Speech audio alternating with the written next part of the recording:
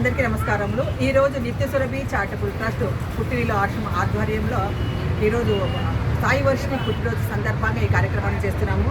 అమ్మాయి తండ్రి వచ్చి చింతపాటి జనార్దన్ రెడ్డి, వారి సతీమణి శ్రీమతి చింతపాటి సునీత, వారి కుమార్తె సాయి వర్షిని పుట్టినరోజు సందర్భంగా ఈరోజు అన్నదాన కార్యక్రమం చేస్తున్నాము.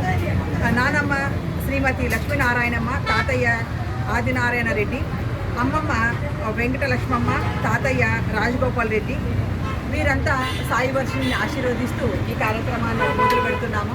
పాపకి నిండు నూరేళ్ళు ఆయుర ఆరోగ్య ఐశ్వర్య సంపదలు ఇవ్వాలని, వారి కుటుంబానికి భగవంతుడు ఎల్లవేళలా తోడుండి సమస్త శుభాలు చేకూర్చాలని కోరుకుంటున్నాము. తేజస్ ఈ కార్యక్రమానికి వచ్చి ఇక్కడ అన్నదాన కార్యక్రమం చేస్తున్నారు.